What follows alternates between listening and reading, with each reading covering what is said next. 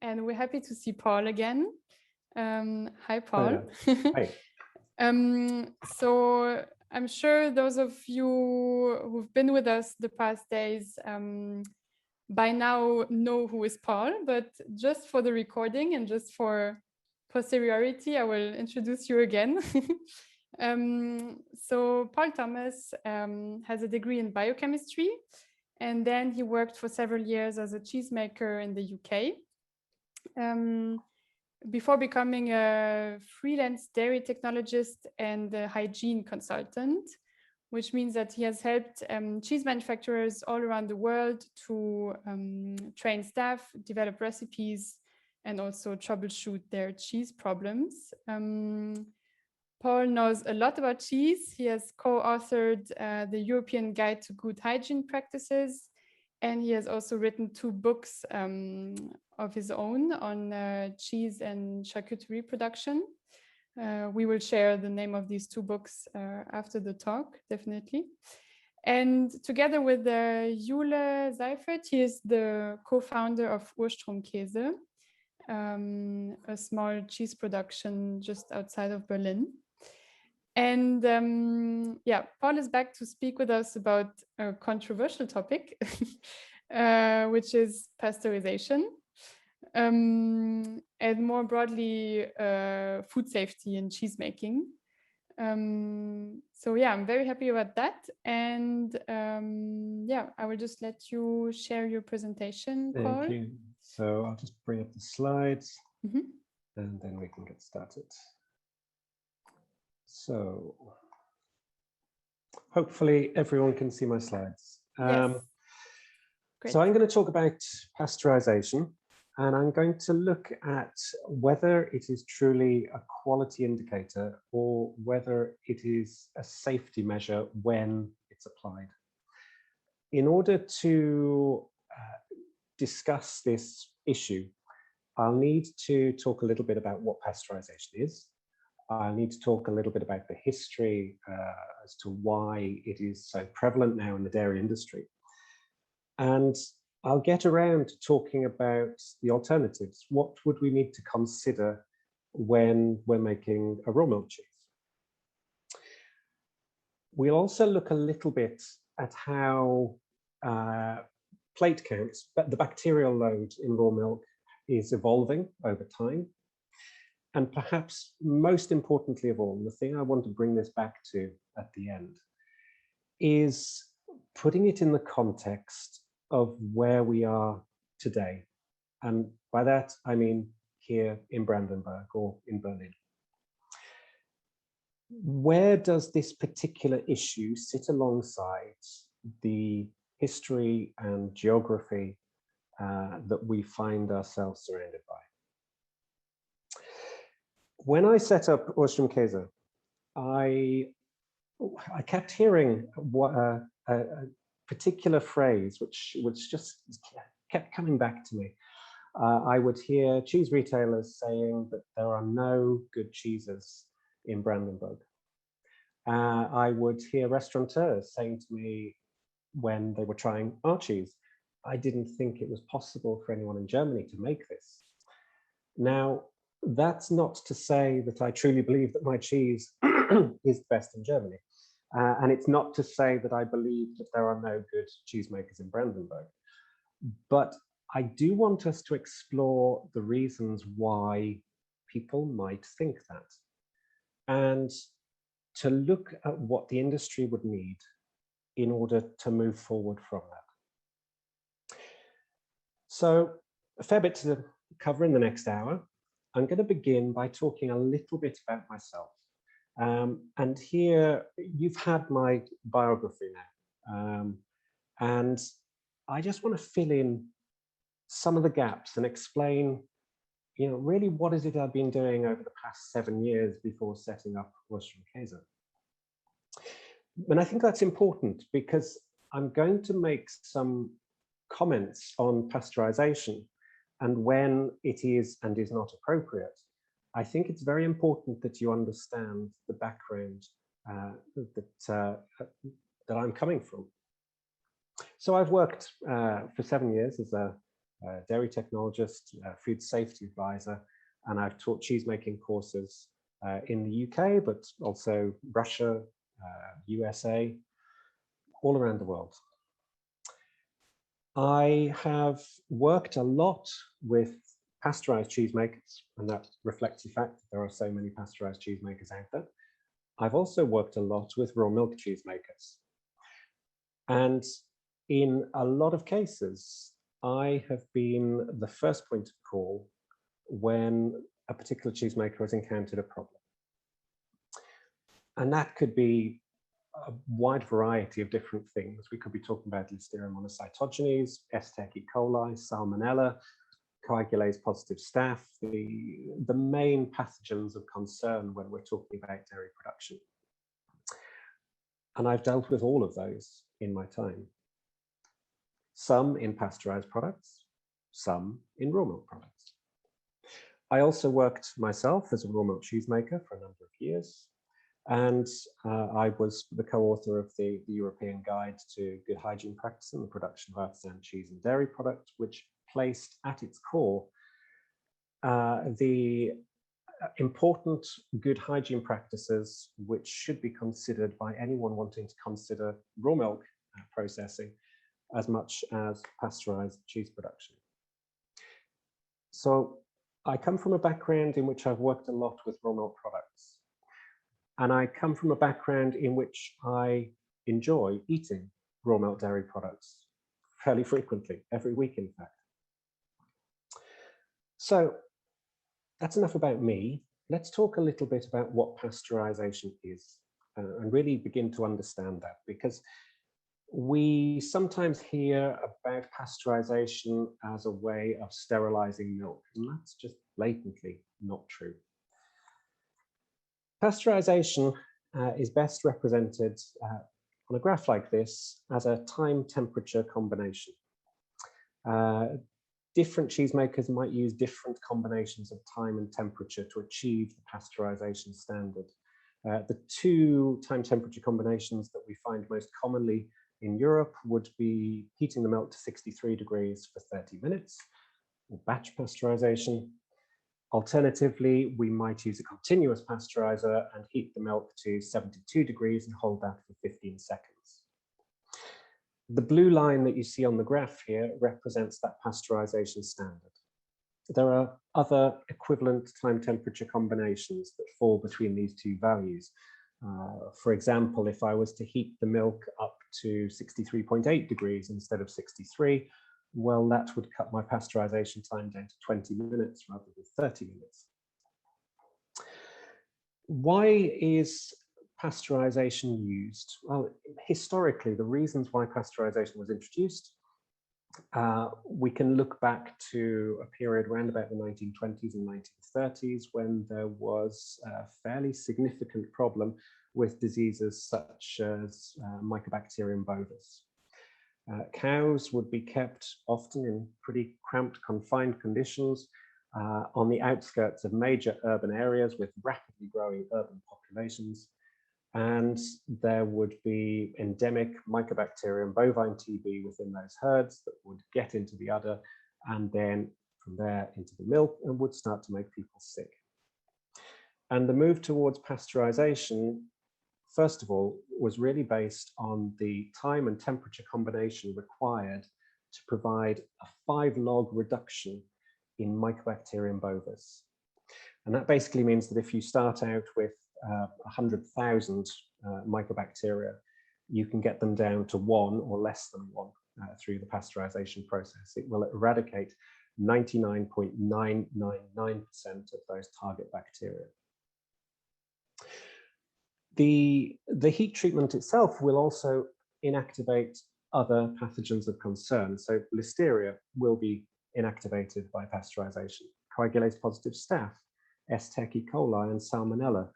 These organisms will all be inactivated. Now, most of the milk that is produced around the world is destined to be pasteurized. Most of the milk that is ever drunk around the world is actually pasteurized milk, which makes it very easy to inactivate the pathogens of concern that may be present as a result of milk production. The milk goes to a processing site, it's heated to a temperature and for a time, which will inactivate those pathogens. We don't need to look at whether those pathogens were present in the milk to begin with. The heat treatment that we subject the milk to will inactivate them. It's a bit like, I can't imagine many people would go out and eat raw chicken, given that there is a significant proportion of samples taken from chicken which indicate a massive problem with Campylobacter. But if we cook a chicken, then we can inactivate that Campylobacter. So pasteurization was first of all introduced as a way of controlling diseases like Mycobacterium bovis. Today, it's used as a way of controlling other pathogens of concern, the big four, the main pathogens that are applicable to cheese making. How does raw milk compare to pasteurized milk? Well, the International Dairy Federation definition of raw milk, which is a definition which has been adopted by the European Union, would state that raw milk is milk that's never been heated above 40 degrees. So here on the graph, we can see that represented by the red line. Anything above the blue line is pasteurized. Anything below the blue line is unpasteurized. And anything below the red line is raw. The terms raw and unpasteurized are sometimes used interchangeably, but if we're strictly accurate, anything that reaches a temperature for a time that falls somewhere between the blue and the red line is unpasteurized, but it's not raw. We might also refer to heat treatments in this kind of range as being thermization of the milk. It's sometimes carried out to inactivate spoilage organisms. Things like Pseudomonas and E. coli, coliforms, are generally less heat tolerant and will be inactivated by sub-pasteurization heat treatments. Where would a cheese like Bergkäse or Parmigiano sit alongside these two graphs? Well, here we have a line drawn in at about 55 degrees, which would be a fairly typical scald temperature for a lot of Alpine or Grana style cheeses. We see that the temperature that the curd will go to here is above that which, above the temperature at which we would consider raw milk to exist. So that anything above 40 degrees, strictly, it's not actually raw milk. Because the line falls below the pasteurization standard, we can't say that these cheeses are pasteurized. They're unpasteurized cheeses, but they're not strictly raw either. There's often talk of pasteurization being sterilization of the milk. This idea that pasteurization destroys everything that is present in the milk and raw milk preserves everything which is present in the milk. Let's actually have a look at how sterilization compares to these graphs we've looked at previously. Sterilization requires us to go to a much higher temperature than we see with pasteurization. With pasteurization, we would expect some residual bacteria to survive that heat treatment. I'll come on to talk a little bit more about those on the next slide. But we can begin to understand that actually pasteurization is much closer to some of the high scald temperature Grana or Alpine style cheeses in terms of the effect it's having on the milk. Now there's a lot of Bergkäse style cheeses made in Germany. I know a lot of dairies that are making raw milk versions of the Bergkäse, but will pasteurize the milk for their soft cheese. Why would they do that? Well, a lot of soft ripened cheese is significantly higher risk than some Bergkäse or Grana style cheeses. The acidification speed can be very slow, very drawn out. The moisture level of the cheese is much higher. The aqueous salt level is lower. The water activity is higher. And Bergkäse, because of the temperature that the curds go to, well, it's not quite pasteurization, but it's not actually that far off it in the grand scheme of things. And a lot of coagulase positive staph, E. coli, salmonella will be reduced significantly by the heat treatment that an Alpine style cheese receives during cheese making. Now, it would be incorrect of us to say that a pasteurized cheese is only reflective of the microflora that's been deliberately added into them in the form of commercial cultures. We know that isn't true, because there's never been a cheese invented in the history of mankind that didn't become dominated by non-starter lactic acid bacteria. These are indigenous organisms which were not added deliberately by the cheesemaker. And this is as true of pasteurized cheese as it is of raw milk cheese. It is true there is a possibility that raw milk cheeses may have higher levels of non-starter lactic acid bacteria to begin with, and so they may grow a little bit sooner. But several studies have looked at non-starter lactic acid bacteria in pasteurized cheese, such as this one here, studied by McMahon and colleagues from 2014. They were actually investigating the effects of sodium reduction, salt replacement in cheddar cheese production. And what they found was that the starter cultures, represented on the graph by the circles, the starter cultures grew to the highest level immediately after cheese making, and then began to decline thereafter. The total count of lactic acid bacteria didn't really change during the ripening of the cheese, but the starters were dying off. In fact, as cheesemakers, we need our starters to die off, because if they don't, we don't get any flavor, we don't get any proteolysis, we don't get textural development. So starters have grown, we need them to die during ripening. And that's as true of cheddar as any other cheese. What grew to dominate the microflora of the cheese were what we call non-starter lactic acid bacteria. And these are generally mesophilic lactobacilli, Lactobacillus curvatus, Lactobacillus rhamnosus, and other species. And these are either present in the raw milk, in the case of a raw milk cheese, or they may be present in the dairy environment as a post-pasteurization contaminant in the case of pasteurized cheese. In some cases, they are also able to survive pasteurization, even at low level. Non-starter lactic acid bacteria have been reported in cheddar. We found them in Stilton. Stilton is always produced with pasteurized milk, and the level will grow from about 10 to the power of 3 on the first day after cheese making, up to about 10 to the power of 7 by somewhere between 3 and 6 months of ripening. We know that some non-starter lactic acid bacteria that are able to survive pasteurization have been implicated in the formation of histamine in cheeses. We know that some larger scale dairies are routinely monitoring for these organisms because they know they have a problem there. So it would be incorrect to say that pasteurized milk presents a completely sterile medium, which is inoculated only by commercial cultures, and the flavor of the cheeses resulting from that is only derived from those commercial cultures which have been deliberately added.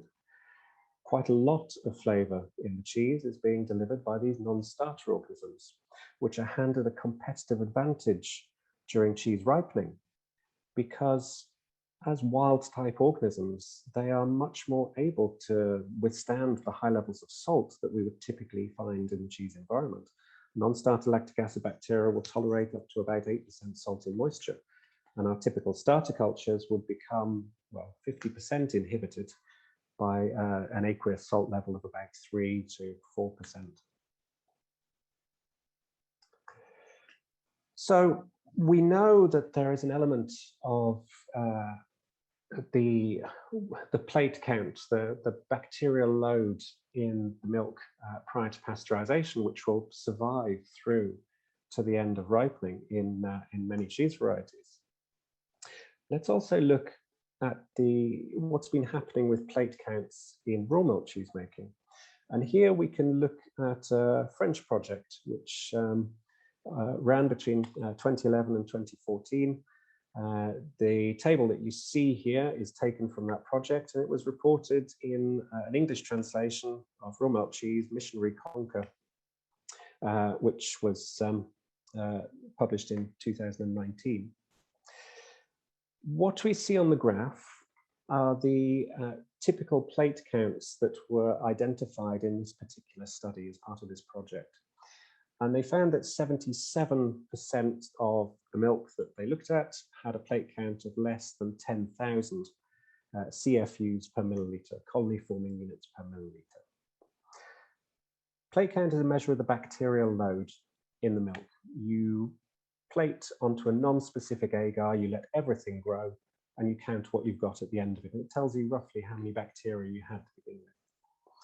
European law requires us as cheesemakers to ensure that the plate counted milk that we're using to process and put into the human food chain is below 10,000 per milliliter. And that will be done when the farm has its milk picked up. They would take at least 2 samples a month, and they take a rolling geometric average from those 2 samples. In many cases, farms will have more results than that. But that plate count needs to be below 100,000. Here, 77% of the milk samples were below 10,000.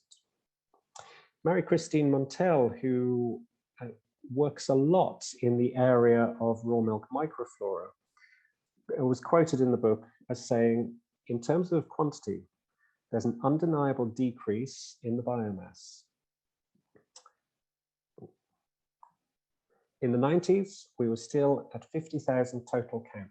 50 years ago, we must have been at 200,000. What is this data telling us? What is Marie-Christine Montel telling us here? She's saying that the total microflora in raw milk is decreasing steadily. If we're talking about raw milk as containing a wide variety of diverse organisms, sometimes this is true, but not always. And milk is getting cleaner and cleaner every single year now.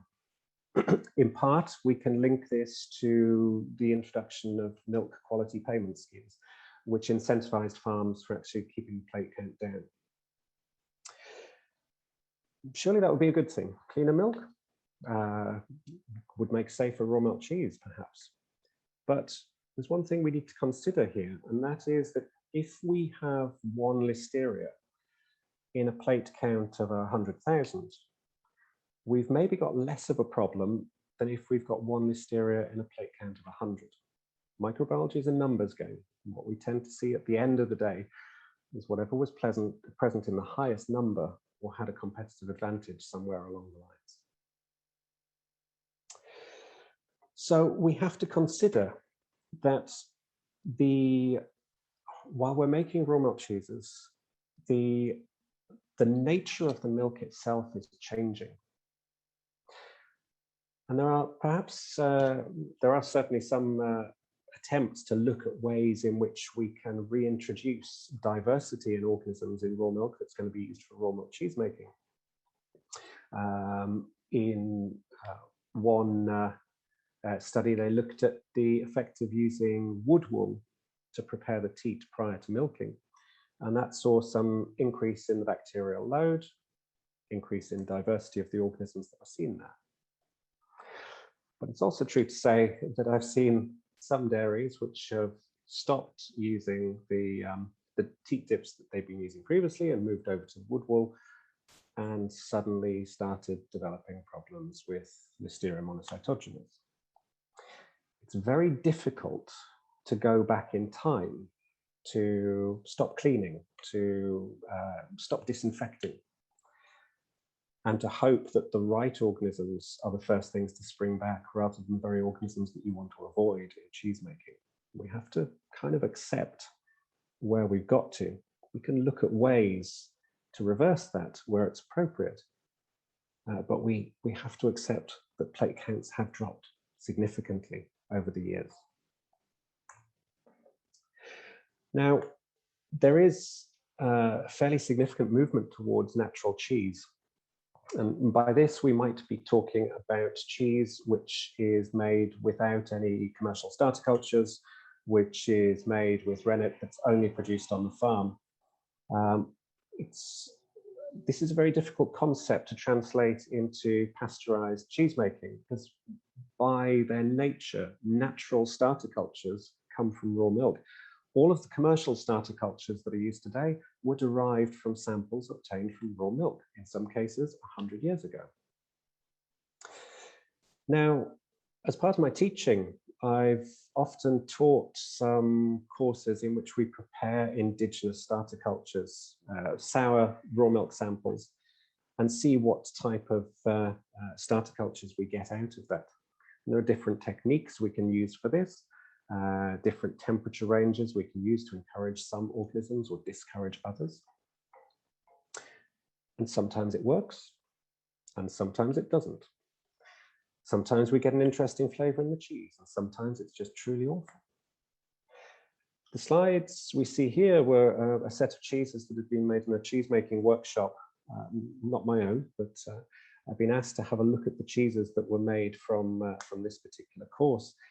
On one hand, we see a cheddar-style cheese, which was particularly sour. It looks incredibly pale. It's very crumbly. The curd's very brittle. On the other side, we see a Tom-style cheese, which has significant late blowing defect. So all of the cheeses that were made on this course just weren't great. This is one of the issues that we find when we are just working with indigenous microflora in the milk. This is a problem we're going to start seeing more of if plate counts are becoming cleaner as well. Lactic acid bacteria present in raw milk tend to exist in proportion to the total plate count. So as the plate count comes down, as the milk gets cleaner, the amount of indigenous lactic acid bacteria there will also decrease. The protective effect from those indigenous lactic acid bacteria will also decrease. This is the point where I should probably add that the very last cheese to be made in the UK through a process of spontaneous acidification for commercial sale was back in the 1990s, and that cheesemaker stopped when they had an incident involving E. coli 157. Now, fortunately, no one was made seriously ill from that case. I've been involved in other cases relating to cheese in which a cheesemaker has been blamed for a number of infections, and in one case, a death. Kind of scary when you're dealing with that kind of thing. We have to accept that sometimes the raw milk isn't always going to give us what we want it to give. Let's look next at a paper from a number of years ago, from 2003, which looked at the composition of raw milk from selected farms in the Camembert region. Now, these were farms which were going to be used for raw milk cheese making. Raw milk was taken from 27 farms. It was sampled over 6 months. The most numerous organisms included Pseudomonas and Lactococci. Lactococci, that's good. Those are your lactic acid bacteria. You want those there. Pseudomonas is less desirable. This is a significant spoilage organism, which causes accelerated breakdown of the cheese paste, unstable rinds. In some cases, it's associated with a kind of fluorescent color which appears on the outside, particularly in washed rind cheeses, which kind of looks very alarming and doesn't taste very nice. Fortunately, it's not a pathogen, but pathogens were discovered here. Staphylococcus aureus, or coagulase positive staphylococci, were detected in 62% of milks. The average level was about 410 CFUs per milliunit. About 2.9% of samples were positive for Salmonella. That's a bit more of a problem. Salmonella is quite a serious pathogen, whereas Staph aureus is not. 5.8% of the samples were positive for Listeria monocytogenes. This is a very serious pathogen. If you get listeriosis, you have about a 30% chance of dying from it. 36% of samples were positive for Yersinia, 1.4% were positive for Campylobacter.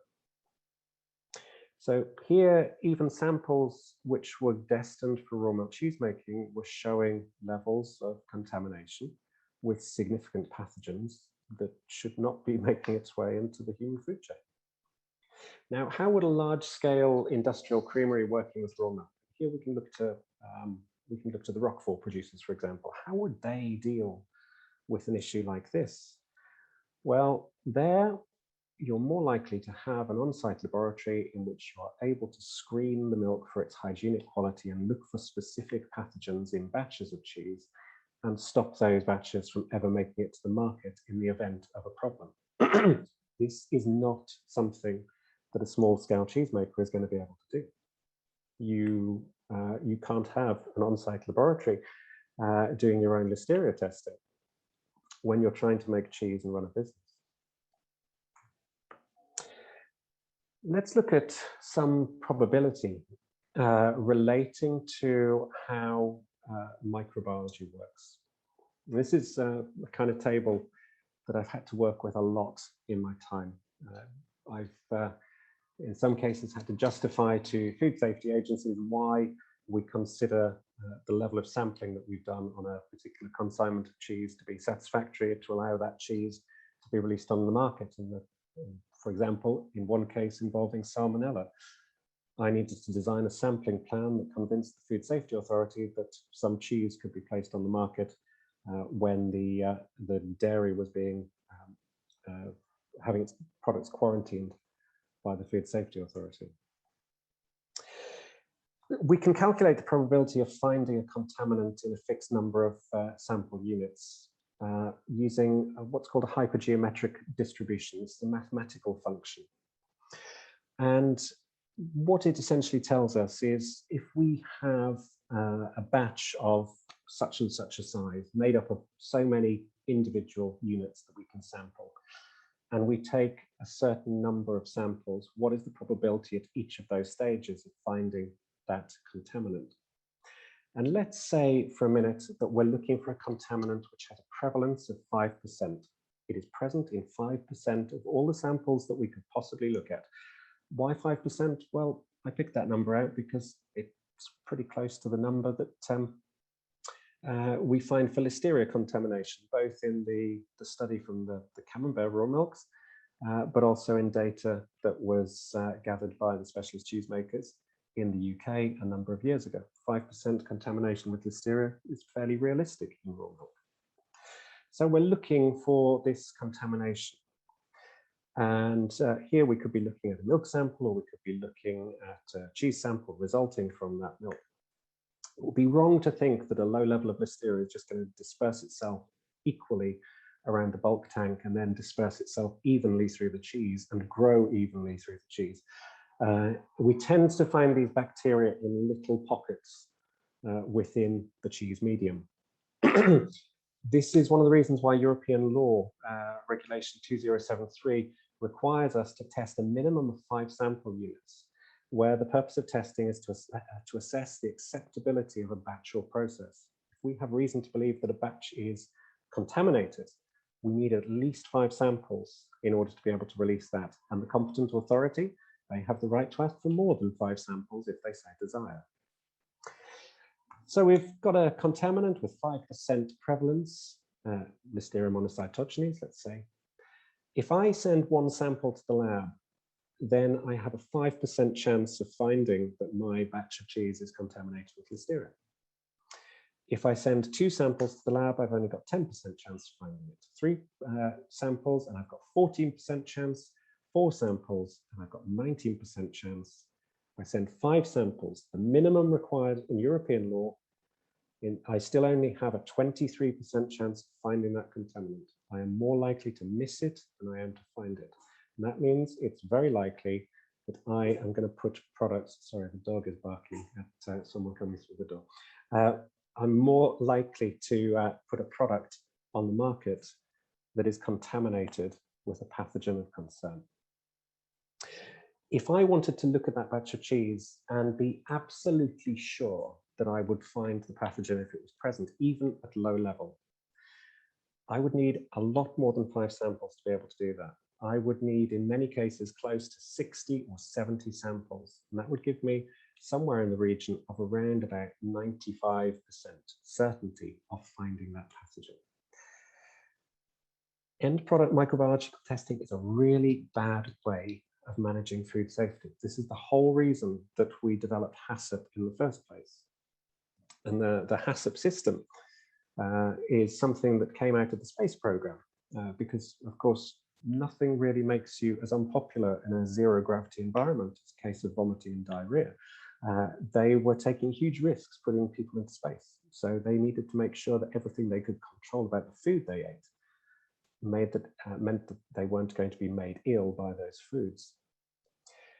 Endpoint microbiological sampling was very quickly determined to be ineffective at ensuring the safety of the food. So they developed HACCP, a systematic way of breaking down food production, identifying all the hazards at each stage in the process, and identifying controls for those hazards.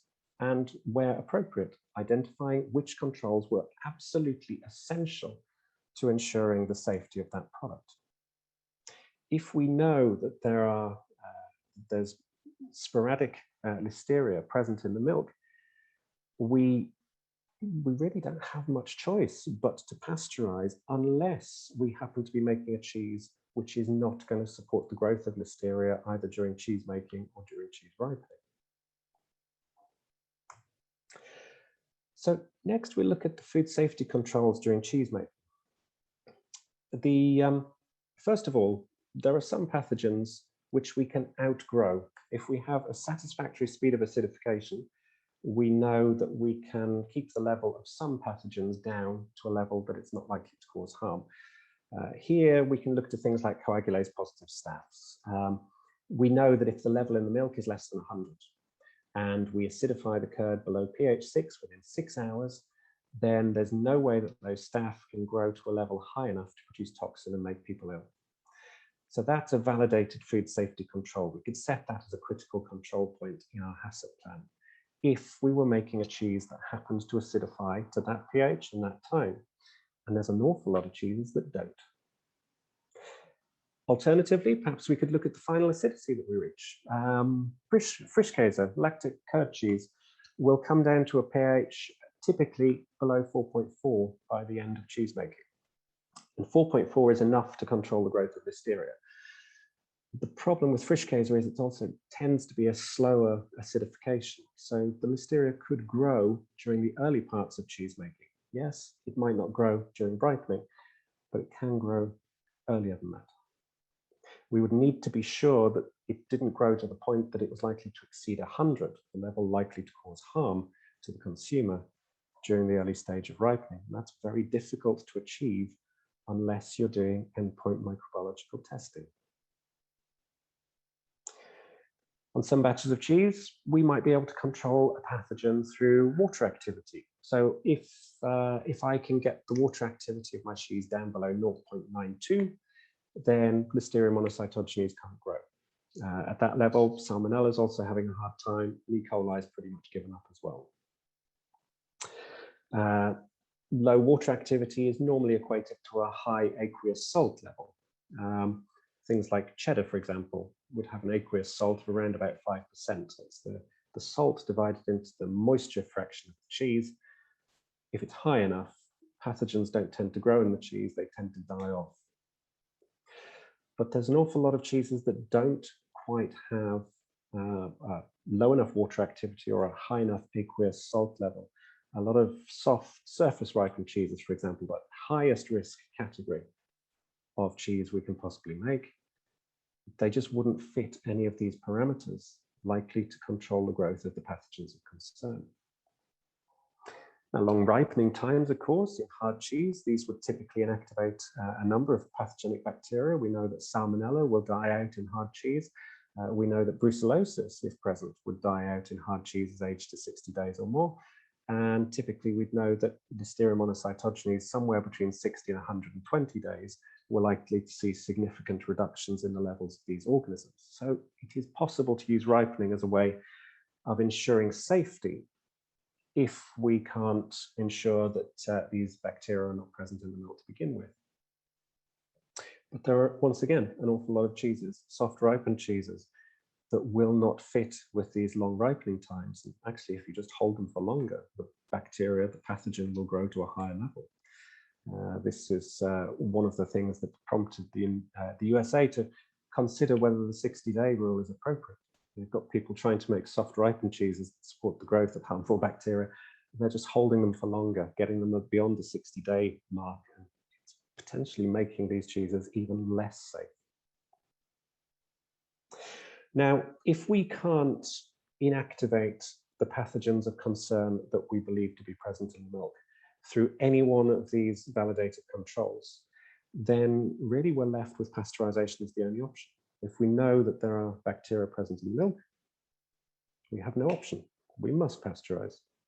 And anything else would be risking the life of the consumer that we're selling the cheese to. If we want to make raw milk cheese, we can't really rely on any downstream controls, salt levels, moisture levels. We can't rely on any of these to inactivate many of the pathogens of concern. So we would have to look to improvements in milk production hygiene. In particular, we'd look at mastitis control to reduce the level of coagulase-positive staphylococci. We would look at control levels to monitor for and eradicate bovine TB or brucellosis. And perhaps most importantly of all, because this affects a number of pathogens which are fecal in origin, Salmonella, Campylobacter, Escherichia coli, and to a degree Listeria monocytogenes when it's associated with conserved feeds. These organisms, we need to control them through reducing fecal contamination of the milk. A certain amount of feces will get into the milk no matter where you're milking, no matter how clean the milking practice. The higher the level of fecal contamination, the more likely it is harmful bacteria will come through, because a number of these harmful bacteria tend to be fairly endemic in cattle populations. So we can only really control the quality of raw milk through improvements to milking practice. That's a really important point. There is no fail-safe guarantee that the pathogens of concern will be inactivated unless we're pasteurizing and unless we have very, very high standards of milking practice, milking production hygiene. It would also make sense, of course, for the dairy to undertake some verification testing to ensure that those high standards were being applied uniformly. It's no good having clean milk 7 days a week, and then when the relief, 6 days a week, sorry, and then when the relief milker comes in, you've got really dirty milk with a high level of fecal contamination, and that milk is ending up in the food chain. When we look at some of the larger, more industrial dairies who are working with raw milk, as I said, they have on-site laboratories and they're doing tests on curd or milk in order to verify that all of those batches are safe for release. Any batch, any consignment of milk that is not pathogen-free, or batches of curd which are contaminated, they can be heat treated. It's possible to heat treat curd prior to its release, after it's being produced. So it's possible to weed out any batches which are potentially contaminated, but as I've said, this isn't something which can be done by a small-scale cheesemaker. You just don't have the facilities to do this or the time.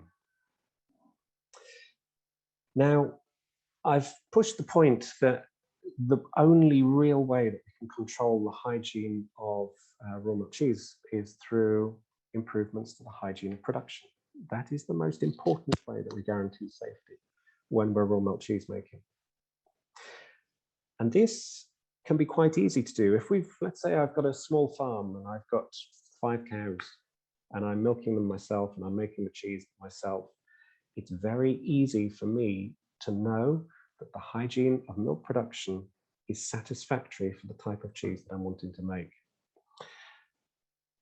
But if I've got more cows, or if I'm buying the milk in from another farm, and if I can't be there frequently to see what is actually happening at milk production level, it really becomes difficult to audit the hygiene of milk production. And that brings us back to Germany.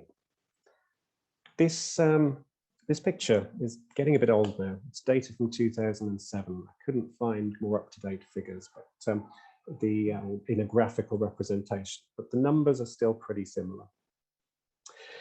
This is the average herd size of cow herds in the various parts of Germany. And you'll notice there's quite a big pattern there. Down in the south, we have very small herd size. And here in the former East, the herd size is pretty big. Farms here are a lot bigger than we tend to find in the rest of Germany. And we can thank the communists for this, just as we can thank them in Russia, when I've worked with cheesemakers there. There tend to be fairly big farms because the communist way was not about encouraging small-scale dairy processing by small farming families. It was about the industrialization of food production, the production of milk and other agricultural products by large farms, and then processing them at large centralized processing sites. Actually taking the milk yourself and making something yourself from it. This wasn't really an option. You couldn't go and make cheese and put it on the market. You couldn't decide to be an artisan cheesemaker. This was planned out for you. The milk would go to a centralized processing site. It would often travel long distances. And so the milk would always be pasteurized. In Russia today, it's still always pasteurized. In many of the former communist countries, there are significant problems with cheesemakers who now want to make raw milk cheese actually having those approved by the competent authority. They're facing a lot of challenges because there's historical resistance in the food safety agencies.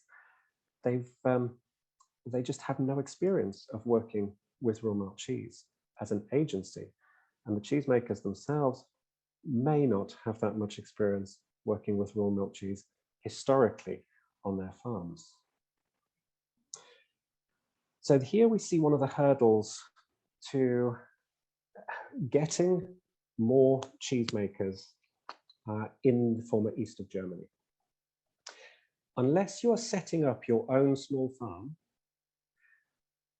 let's say you're looking for a farm to buy milk from, it is really likely that it's going to be a larger farm. With us, we found a farm that was perfect in every way, other than the fact it has 400 cows. I'm not saying that was a deal breaker for us, but it did make it very clear to me that it was going to be very, very difficult to audit the hygiene of milk production when the farm has 400 cows and 20 odd people working. It becomes impossible. And so, making high risk, soft ripened cheeses, I made the decision that we would pasteurize. And at some point in the future, maybe we will look again at making a harder cheese variety where the temperature during cheese making, for example, would go closer to the pasteurization standard. And we might look again at sampling of the milk to assess whether there really is a problem. For that, I'd be looking for some pretty sensitive tests, testing milk filters, for example.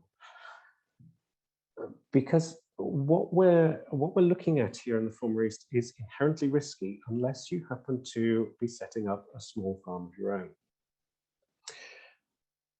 There aren't a lot of people coming into the industry and setting up small farms, which pushes us back to those larger farms. You need to find a farm that can supply you milk in sufficient quantity to make your business commercially viable.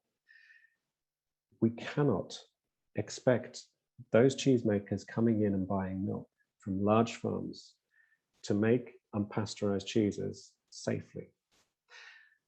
And if we really want to develop the dairy industry in Brandenburg, I think we perhaps have to become a little bit more tolerant of pasteurized cheese. We shouldn't see raw milk as being the quality standard that everyone must achieve, and anything else, anything less than that, is an industrial product which is soulless and unrepresentative of the microflora of the environment in which the dairy finds itself. If we view that, if we view cheesemaking in that way, I think we run the risk that perhaps we are going to kill the very thing that we claim to love. Because I deal a lot with cheesemakers who have problems, both pasteurized and raw milk. I've seen a lot of problems in raw milk cheese making, and I've seen a lot of the grief and a lot of the fallout that comes, that affects families, that affects relationships between parents and children. There's a human price to be paid for a food safety incident. And I think here we need to accept the reality of where we are. We need to look at ways in which we can develop industry and look at ways in which we can eventually work towards a point in which we have more raw milk cheesemakers. But the stepping stone along that way may be an acceptance that we have more pasteurized cheesemakers to begin with. Thank you. Thank you so much, Paul. Thank you. I think you can share, stop sharing your presentation so that we can see each other better. Yeah, thanks so much. That was really insightful, and yeah, I learned a lot. Yeah, I think my biggest takeaway was to be less dogmatic because of what you said about which cheese is suitable for being made with raw milk and which is less suitable. That was very interesting. And also to connect the dots between why there isn't so much raw cheese in this area is because of the herd size, and that is connected to history and everything. So that was very interesting. Yeah, and I see in the chat also another participant saying that was really good. So thanks. We now have time for questions. I also see already a hand, or Elizabeth raising her hand. So I think I will just give you the floor, Elizabeth, and then I have some more questions if we have time. Yeah. So cool. Go ahead. Thank you. Can you hear me? Yes. Yeah. Great. Well, thank you so much. That was a brilliant presentation. You're very good at speaking also, I'm sure you know. But why is it still interesting for you to have raw milk cheese as a goal in your farm? I think it's something I would look at in the long run. It's not necessarily something that I'm definitely working towards. I think we'll see when we get to that point. We've got a lot of work here to do with ripening rooms, with actually getting the soft cheese exactly where we want it to be, and being able to make enough and hire the people that we need to help us to do that. I think for the next stage of development and hard cheese and things like that, there's an adjacent building here that we're probably going to move into as well. But it's still something that interests me. I am still interested in raw milk cheese making and exploring the possibilities of the milk. But in doing that, I'm also very aware of the limitations of the milk potentially as well, both in terms of low plate count, but also possible contamination. If it was something I chose to do, then I would probably be looking at taking milk from a select group of cows, probably during the summer milking, and probably with chosen milkers milking on that shift. So there may be ways around this particular problem. It's not so much that it's a definite end goal that I want to get to, but I think it's something that I will explore because I'm interested in things. I'm interested in how things are. I'm interested in the flavors that we get from certain ways of doing things.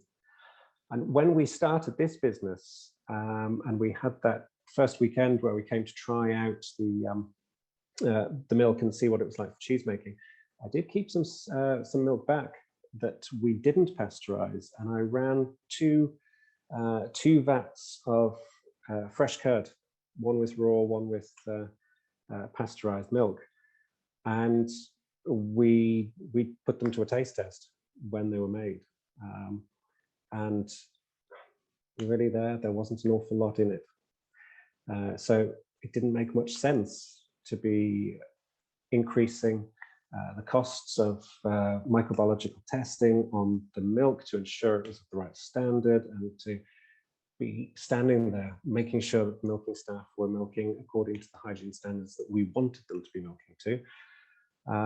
It just didn't make any sense because it didn't actually deliver very much difference in the flavor. Now, on a longer age hard cheese, that might be different. That's something I'd like to explore. Cool. That makes a lot of sense. Thank you. Do we have any other questions?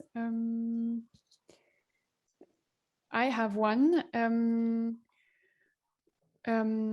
So I think also for a lot of consumers, this topic of raw and pasteurized is also an indicator of the farming that stands behind it, because as you said, raw milk cheeses are easier to make in a small, with milk from a small herd, where you can better control the making process and everything.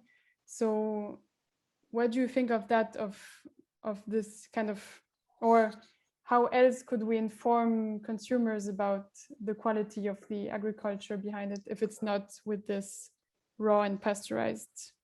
And that really has to be, I think, from the way that the farm or the cheesemaker communicates the story of what their farm is doing. And for us, you know, the best person to talk about what's happening on the farm, I think, is Rainer.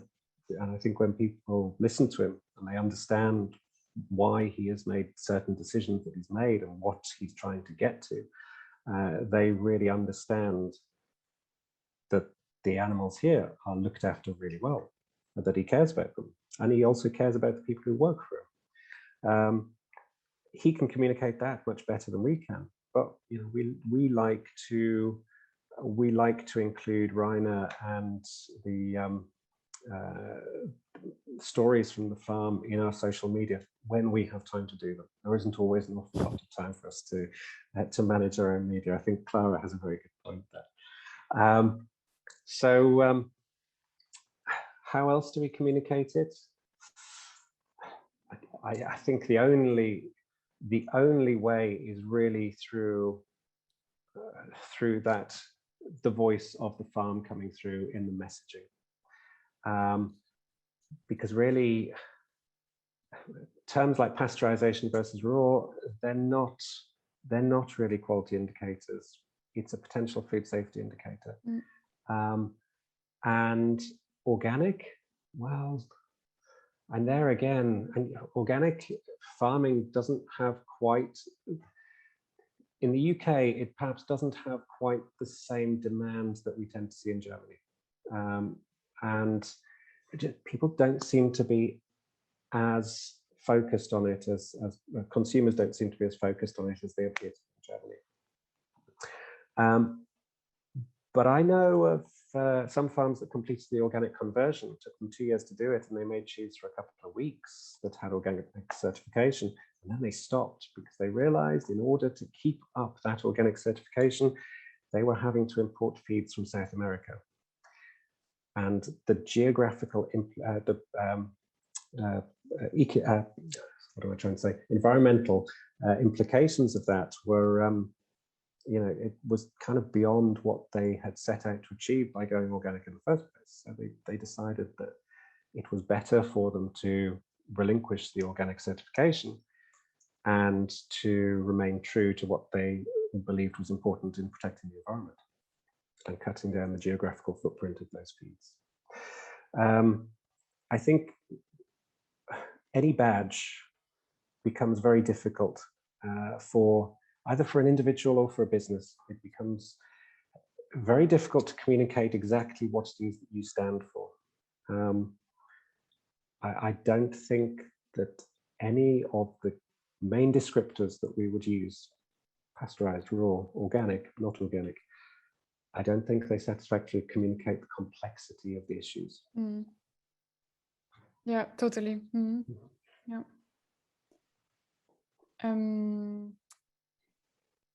Yeah, and you also spoke about the diversity, the microbiological diversity decreasing or having decreased over the past years. And I also heard a few times that in some places famous for cheese, the indigenous microorganisms responsible for these cheeses in the first place do not even exist anymore. So do you know anything about that? Well, I've not heard anything about that. And was this a scientific study, or I can't imagine it was the people responsible for cheese making who were admitting that their indigenous organisms were disappearing? It was a book I read on someone, on a farmer who started making goat cheese in France. Okay. I can look it up and send it to you. No, it would be good to have a look at that. Yeah. Okay. Yeah, you know, I think we have to accept that evolution happens and things change. You know, I think the lactic acid bacteria in our starter cultures can teach us an awful lot about our fate. You know, nothing in the history of time has ever been able to defy the growth curve that those lactic acid bacteria go through. They go through a lag phase in which they don't really increase in numbers. They go through a log phase in which they grow quite rapidly. Then they run out of food and resources. They're drowning in their own waste products and they stop growing. They come to a stationary phase, and then eventually more of them start dying. They go into death phase. The same thing will happen to us. We can't freeze. We can't freeze time. We can never do that. Things are going to change, whether we like it or not. And we will become a small part of history eventually in the way that some bacterial species will. Now, that's not me saying that we should accelerate this process. And I certainly believe that we should try and slow it down. But change is inevitable. We have to adapt. Do we have other questions? Apart from claps of approval? If not, then I think we can wrap it up. Yeah. Although I had one last question, but it's a whole other topic. It's about homogenization. Maybe you can explain really briefly what that is. Very quickly. So homogenization, you pass milk through a very narrow aperture, which causes the milk fat globule membrane to reorganize itself. And it stops the cream from separating off as much as would happen ordinarily. Raw milk is always unhomogenized because you can't homogenize raw milk without making it go rancid. There's enough enzyme, lipase enzyme present in the milk to make it go rancid in 10 seconds if you start restructuring that milk fat globule membrane. So raw milk is never homogenized. Homogenization always occurs with pasteurization. And it's usually where the milk is going to be bottled and sold as liquid drinking milk. When you're pasteurizing milk for cheese making, there's no real necessity to homogenize the milk. And it can increase the possibility that you might get some rancidity in some cases. So yeah, it's not a necessary practice. You will get a lot of people saying that you should use unhomogenized milk for cheese making. If you're making cheese on a home scale at home, they'll say you should use unhomogenized milk. To be honest, that doesn't really make an awful lot of difference to the average home cheese maker. Getting perfect ripening conditions, I think, is the much greater obstacle to actually getting things to work properly. Milk homogenization doesn't really affect it that much, but it's not typically practiced in dairy processing if you're making cheese from pasteurized milk, because it's an additional unnecessary step. Okay, yeah, thanks for that. Because yeah, most often in shops you see milk that is pasteurized and then either homogenized or unhomogenized. So yeah, the homogenized milk, the cream layer won't separate off to the top, and the unhomogenized it will. Okay, great. So we've covered that too. Yeah, thank you so much, Paul. That was really fascinating. My pleasure. And thank you to Clara and Karina as well. I really enjoyed that interview. Yeah, that was great. Thanks to all of you.